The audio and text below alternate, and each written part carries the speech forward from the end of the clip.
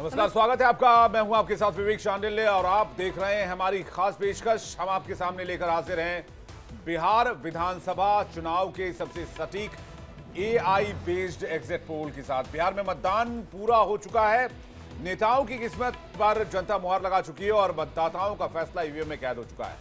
अब 14 नवंबर को मतगणना होगी और जनता का फैसला सामने आएगा। सभी नेता अपनी अपनी जीत का दावा कर रहे हैं। एग्जिट पोल के आंकड़े भी सामने आने लग गए हैं, जिसमें अलग अलग पार्टियों के लिए अलग अलग संख्या, अलग अलग सीटों का दावा किया जा रहा है। लेकिन आज हम लेकर आए हैं प्योर मैथमेटिकल बेस्ड देश का सबसे पहला एआई बेस्ड एग्जिट पोल। सबसे खास बात यह है कि इंडिया डेली 24/7 और एएम एनालिटिक्स का यह सर्वे एआई और डेटा मॉडल पर आधारित है। आर्टिफिशियल इंटेलिजेंस के जरिए यह एनालिसिस किया गया है कि किसी भी पार्टी को, किसी भी गठबंधन को कितनी सीटें मिल रही हैं, कितना प्रतिशत वोट मिल रहा है, जनता ने किन मुद्दों के आधार पर वोट डाला है और चुनाव में किसे फायदा हुआ है या नुकसान हुआ है, यह भी हम आपको बताने जा रहे हैं। लेकिन उससे पहले शुरुआत करें इस वक्त की बड़ी खबर के साथ। इलेक्शन ब्रेकिंग आपके सामने रखें। बिहार चुनाव का सबसे सटीक एग्जिट पोल इंडिया डेली और एएम एनालिटिक्स का सर्वे एआई के जरिए बिहार चुनाव का एग्जिट पोल, एग्जैक्ट पोल हम आपके सामने रखेंगे। देश में पहली बार एआई बताएगा बिहार का रुझान क्या है, लोगों का मूड क्या है, बिहार का मिजाज क्या है। ये इस वक्त की बड़ी खबर आपको बता रहे हैं। तो बिहार के चुनाव का सबसे सटीक एग्जिट पोल, जिसे आप एग्जैक्ट पोल भी कह सकते हैं, इंडिया डेली एएम एनालिटिक्स का एग्जैक्ट पोल आपके सामने हम रखेंगे, जो कि AI based, completely AI based, mathematical based, artificial intelligence के जरिए हमने ये मैथमेटिक्स के आधार पर कैलकुलेशन निकाला है। और एआई जो है, एआई के जरिए ये तस्वीर हम वो जनता के सामने बहुत जल्द रखने जा रहे हैं। बिल्कुल। और देखिए, बिहार चुनाव की जब बात हो रही है और सबसे सटीक एग्जिट पोल की जब बात हो रही है, तो एएम एनालिटिक्स और इंडिया डेली दोनों का जो ये सर्वे है, ये प्योर मैथमेटिकल जो कहा जाए, ये पूरा एआई के जरिए जनरेटेड सर्वे है और जो कि चुनाव का एग्जैक्ट पोल आपको देगा। क्या मूड बिहार का रहा है इन चुनाव के दौरान और वोटिंग प्रतिशत किस तरीके से रही, क्या दर्शा रखा है वो वोटिंग प्रतिशत, वो भी हम आपको बताएं। जी हाँ, तो क्या है बिहार का मिजाज, किस पार्टी को कितनी सीट, कौन बनाएगा सरकार, किस गठबंधन को कितनी सीट, किसको कितना प्रतिशत मतदान, कहां पर हो सकता है खेल, ओवैसी भाईजान का क्या होगा, एनडीए का क्या होगा, महागठबंधन का क्या होगा, आरजेडी को कितनी सीटें आएंगी, जेडीयू को कितनी सीटें आएंगी, इसके साथ साथ बाकी दलों का क्या होगा, वीआईपी पार्टी का क्या होगा, हम पार्टी का क्या होगा, बीजेपी को कितनी सीटें आएंगी। सबसे बड़ा सवाल, क्योंकि बीजेपी और आरजेडी में सीटों के लिहाज से बराबरी का मुकाबला चलता है। 2020 के नतीजे अगर आप देखेंगे तो उसमें भी कुछ ऐसी ही तस्वीर सामने आई थी।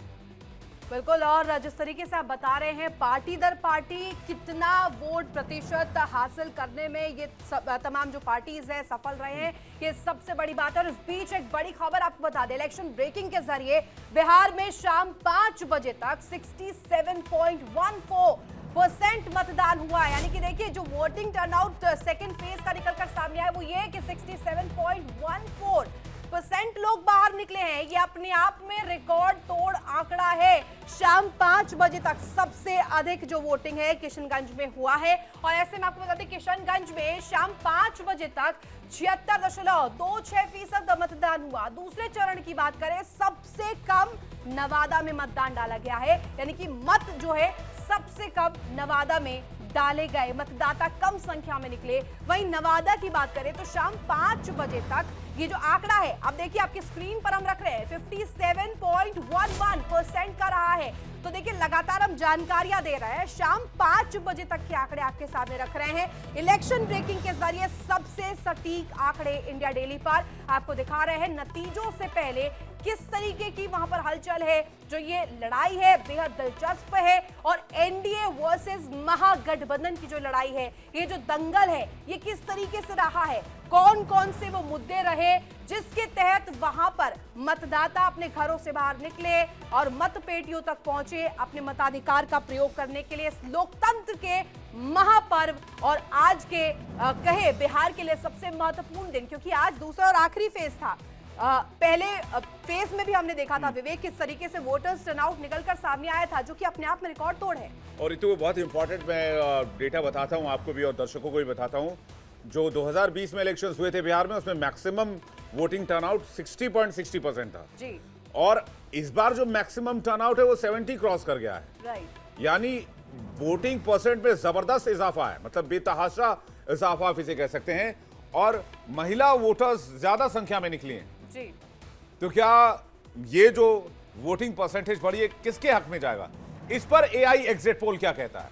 देखिए, एआई एग्जिट पोल में दिल की बात जुबान पर और जुबान की बात दिल में रख कर बात नहीं होती। AI exit poll complete evaluation करता है, सोशल मीडिया ट्रेंड से लेकर, लोगों के हाव भाव से लेकर, लोगों के बिहेवियर से लेकर, लोगों के बयान से लेकर, न्यूज एनालिसिस तक हर एक चीज को इसमें शामिल किया जाता है और इसमें अरबों खरबों डेटा पॉइंट्स डाले जाते हैं, तब जाकर इवैल्यूएशन आता है कि ये स्थिति बनती हुई दिख रही है। तो इसके एग्जिट पोल के एग्जैक्ट पोल होने के चांसेस बहुत ज्यादा बढ़ जाते हैं, क्योंकि इसका जो एक सैंपल, जिसे सैंपल साइज के नाम से हम जानते हैं, वो बहुत वास्ट होता है और से एल्गोरिदम, कंप्यूटर एल्गोरिदम के जरिए कैलकुलेट किया जाता है। तो बहुत फास्ट प्रोसेस करता है, बहुत जबरदस्त साइज में डेटा लेता है और उसके बाद ये रिजल्ट देता है। तो इस पर हम बातचीत करेंगे और इस एग्जिट पोल की शुरुआत करें, लेकिन इससे पहले हम बता दें इस वक्त हमारे साथ स्टूडियो में ऋतु हमारे साथ मौजूद हैं, मीनाक्षी हमारे साथ जुड़ रहे हैं, जो कि बताएंगे एएम एनालिटिक्स इंडिया डेली का एग्जिट पोल क्या कहता है और इसके आंकड़े, सीएम कौन बनेगा, इसके अलावा बाकी चीजें जो है वो भी हम आपके सामने रखेंगे। और इसके अलावा आपको बताएंगे कि हर वो एक चीज जो इलेक्शन से जुड़ी हुई है, चुनाव से और रिजल्ट से जुड़ी हुई है, यानी 14 नवंबर की तस्वीर बहुत हद तक आज हम आपकी स्क्रीन पर रखने की कोशिश करेंगे। बिल्कुल विवेक, और आपने जिस तरीके से समझाया कि वो एल्गोरिदम क्या कहता है, वो कैलकुलेशंस क्या कहती है, आज दर्शकों के सामने रखने वाले। बहरहाल आज चलिए आपको सबसे पहले बिहार का चुनावी गणित समझाने की कोशिश करते हैं और गणित समझाने के लिए आपको लिए चलते हैं हमारी सहयोगी नैना यादव के पास।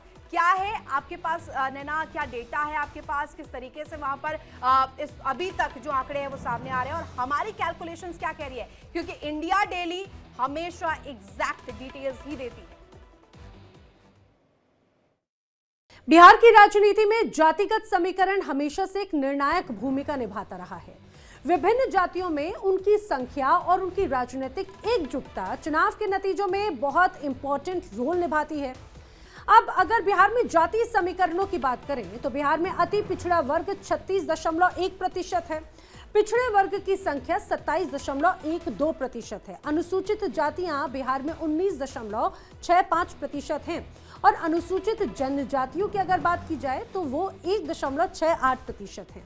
अगड़ी जातियां 15.52% हैं।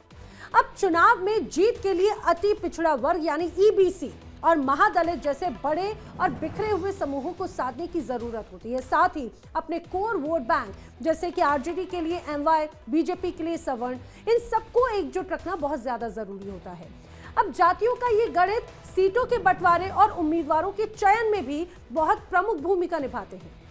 इसके अलावा स्थानीय मुद्दे हर चुनाव में बहुत अहम भूमिका भी निभाते हुए नजर आते हैं। तो नतीजों से पहले बिहार का मूड आपको बताएंगे। वैसे ज्यादातर एग्जिट पोल आ चुके होंगे और आप थोड़ा बहुत अनुमान लगा रहे होंगे, लेकिन एग्जैक्ट पोल अब आपके सामने रखने चाह रहे हैं। वो कंप्लीटली प्योर, विशुद्ध AI based India daily am analytics का एआई एग्जिट पोल। अब की बार बिहार पर कौन राज करेगा, किस पार्टी पर वोटरों ने विश्वास जताया है और किस पार्टी को जनादेश मिल सकता है। इस वक्त हमारे साथ बीजेपी से अनंत अमित हमें ज्वाइन कर रहे हैं, उनके पास चलते हैं और पहले तो पहला रिएक्शन ले लें, क्योंकि जब एआई एग्जिट पोल के जो आंकड़े हैं वो हम सामने रखेंगे तो उसके बाद रिएक्शन लाजमी है। लेकिन क्या एंटिसिपेट कर रहे हैं अनंत अमित आज इस AI based, pure AI based exact poll से? अनंत अमित जी। ये निश्चित तौर पे अभी तक तो हम लोगों ने काफी सारे एग्जिट पोल देखा है, लेकिन आप जिस हाँ। तरीके से बता रहे हैं ये निश्चित तौर पे ये नए तरीके से होगा। और मुझे लगता है कि आपके सारे दर्शक इसको देखने के लिए बड़े ही उत्साहित हैं। जी। और बाकी जगह जिस तरीके से एग्जिट पोल आ रहा है और हम बाकी प्रारंभ जगह से से क्या रिपोर्ट मिल रही है आपको? नहीं, निश्चित तौर पे हमने जो पहले कहा था वही है। हम पूर्ण बहुमत की सरकार होगी हमारी, 160 से ज्यादा सीटें जीतकर हम आ रहे हैं। हमने पहले भी कहा था, आपके माध्यम से भी कहा था, बाकी चैनलों पे भी कहा था। और जो पूर्ण अनुमान था हमें वोटों का, परसेंटेज का, वो भी हम उस पर खड़े उतरे हैं। और जिस तरीके से हम सर्वप्रथम बिहार की जनता को और चुनाव आयोग को साधुवाद देना चाहते हैं, जो सुनियोजित तरीके से बिहार की जनता ने जो आशीर्वाद हमें देने का काम किया है, और चुनाव आयोग को साधुवाद देना चाहता हूं कि उनकी जो व्यवस्था थी, आज बिहार की जनता ने यह बता दिया कि आजादी के बाद पहली बार इतने वोट ऑफ परसेंटेज हुए हैं। और महिलाओं का जिस तरीके से कतार में लगना, यह पूरे देश को एक मैसेज दे रहा है। और बिहार की जनता ने यह बता दिया, लोकतंत्र की भूमि ने यह बता दिया है कि किस तरीके से चुनाव होते हैं और चुनाव में लोकतंत्र के पर्व में किस तरीके से लोगों की सहभागिता होनी चाहिए। यह भी एक मैसेज है। मुझे लगता है कि यह देश के लिए यह मैसेज होगा बिहार का चुनाव, और आने वाले जिन भी प्रदेशों में चुनाव होगा निश्चित तौर पे बम्पर वोटिंग होगी। नहीं, ये आप 2020 में मैक्सिमम वोट परसेंटेज अगर आप देखेंगे तो 60.60% था जी। और इस बार वो 70 को क्रॉस कर गया है। इसके मतलब क्या, इसका मायने क्या लगाया जाए?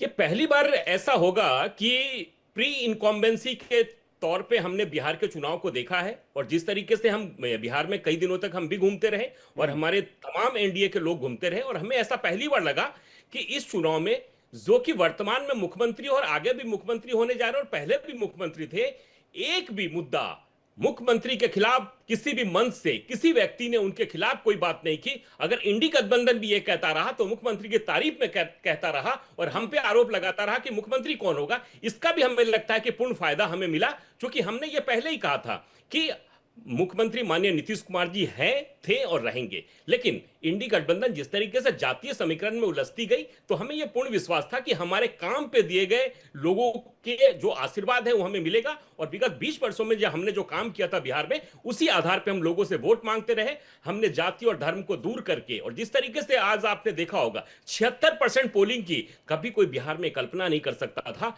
लेकिन आज 76% भी पोलिंग हुआ है और ये 5 बजे तक का था। और हमें लगता है कि एक आध और परसेंट बढ़ेंगे ही। तो निश्चित तौर पर बिहार की जनता ने यह तय कर लिया था और एनडीए की सरकार बनने जा रही है। मैं पुनः कह रहा हूं आपको। नहीं, कांग्रेस कह रही है एक साथ 22 लोग वोट डालेंगे एक ही नाम से, तो वोटिंग परसेंटेज 76% आना ही है। देखिए शिवम जी, आप भी जहां से आते हैं हम भी वहीं से आते हैं। ये बताइए कि कोई हर बूथ पर हमारा नाम आनंद भाई काहे बदल दिया? हमारा विवेक शांडिल्य, हमारा नाम इतना बढ़िया नाम सॉरी हमारा विवेक जी, बताइए। सॉरी विवेक जी। तो जिस तरीके से जहां से आते हैं आप, हम भी वहीं से आते हैं। आपने देखा होगा कि हम जब गांव देहात में वोट डालने जाते थे तो सारे दल के बीएलओ बैठे होते थे। अगर एक व्यक्ति भी नहीं, वो कह रहे हैं आपका इलेक्शन कमीशन आपका है, चुनाव आयोग आपका, 70 का 76 कर लीजिए, 72 कर लीजिए, संवैधानिक पद पर 75 बैठा कर हुआ लीजिए। व्यक्ति है। मतलब ये तो कांग्रेस ने ना 78 कर लीजिए। इलेक्शन कमीशन को कांग्रेस ने ना एक मजाक बना रखा था। हमने तो सम्मान देने का काम किया। और विगत 14 से लेके आज तक में, पहले भी हमारी सरकारें रही है, हमने कभी इलेक्शन कमीशन पे प्रश्न नहीं उठाया। हमने जब बैलेट से वोट होता था तब भी हम वही अधिकार से, आज जिस तरीके से हो रहा है ईवीएम के माध्यम से हो रहा है, तब भी। चलिए ठीक है, संक्षेप में रखते हैं, जल्दी जल्दी रिएक्शन लेते हैं क्योंकि दर्शकों को बहुत इंतजार होगा एआई के इस डेटा की। तो उसमें बहुत सारे सवाल भी हमने पूछे हैं, लोकप्रिय मंत्री कौन है, लोकप्रिय मुख्यमंत्री कौन है, तेजस्वी यादव कितने लोकप्रिय हैं, बहुत सारे सवाल हमने लिए। तो इसके आंसर पर चले, लेकिन उससे पहले रिएक्शन मुन्ना हबीब खान का, फिर रंजन सिंह जी भी हमारे साथ जुड़ गए, प्रवक्ता एलजेपीआर, और मुन्ना हबीब खान हमारे साथ नेता कांग्रेस। मुन्ना भाई, क्या लग रहा है आपको? Bumper voting, pro incumbency, anti incumbency? नहीं, बिल्कुल मैं बता रहा हूँ। एक बिहार में, हम भी बिहार से हैं, बिहार में एक टीस दर्द को बोला जाता है। हाँ, तो पता है हमको। तो वहाँ एक, हाँ, तो वो काफी लोगों से बातचीत हुई। बिहार में काफी टाइम रहने का एक अवसर मिला, तो वहाँ लोगों से बात हुई। तो उसका एक ही नारा था, 5 से 25 अब नहीं चाहिए नीतीश, क्योंकि हमें दिख रहा है अपना टीस, मतलब दर्द। हाँ। जिस तरीके से दर्द लोगों, युवा के अंदर, किसान के अंदर, जवान के अंदर, महिलाओं के अंदर जो दिखा, जो पीड़ा। जी मैं समझा नहीं मुन्ना जी, ओवर कॉन्फिडेंस तो नहीं होगा अंत में जाकर के? नहीं, माना के तो कयामत है, पर कयामत तक तो नहीं। लोगों ने 20 साल देखा है उनके शासन को, और अहंकार भारतीय जनता पार्टी के अंदर कूट कूट करके भरा था। वो अहंकार अब चूर होने वाला है। वो भारतीय जनता पार्टी का इंटरनल सर्वे खुद बता रहा है कि वहां पे जिस तरीके से वोटिंग हुई, लोगों का जो विरोध था, और कई भारतीय जनता वो सब- पार्टी के जी। नेताओं को आपने जी। पिटते हुए भी देखा होगा। तो आप ये कह रहे बता जी, आप कह रहे हैं आपके फेवर में मुन्ना भाई, लेकिन हर बार होता है कि लड्डू जलेबी आप बनवा लेते हैं, कचौड़ी आप छंकवा लेते हैं और खाते ये लोग हैं बाद में। वहां मुझे थोड़ी सी दिक्कत हो जाती है, मतलब बोलते हैं मेहनत किसी और ने की और लड्डू कोई और तोड़ रहा है। फिर आरोप भी लगाते हैं वोट विवेक- चोरी हो गई। विवेक जी, एक शेर है कि लश्कर भी तुम्हारा, सरदार भी तुम्हारा, लश्कर भी तुम्हारा, सरदार भी तुम्हारा, तुम सच को झूठ लिख दो, अखबार भी तुम्हारा। तो सारी संस्थाएं आज भारतीय जनता पार्टी के नतमस्तक है, लेकिन बिहार में वो चलने वाला नहीं, क्योंकि बिहारी का एक कहावत है, उड़ती चिड़िया के पंख में हल्दी लगा देते हैं बिहारी। हाँ। इसलिए आपने देखा कि मौर्या होटल में किस तरीके से सीसीटीवी कैमरे पे अखबार पोस्टर चिपकाए गए। हाँ। अब बताइए, जिस होटल में गृह मंत्री रह रहा हो, जिस होटल में गृह मंत्री ठहरा हो, सुरक्षा का इतना बड़ा पुख्ता इंतजाम किया गया गृह मंत्री के कहने पे कि सीसीटीवी पे उसपे पोस्टर लगाए। अब गृह मंत्री किससे मिल रहा, किससे नहीं मिल रहा, सार्वजनिक तौर पे किसी को नहीं पता। जी। तो ये लुका अब छिपी का जी, अब रहा होगा सिक्योरिटी प्रोटोकॉल, खैर उस पर किसी और दिन चर्चा कर लेंगे।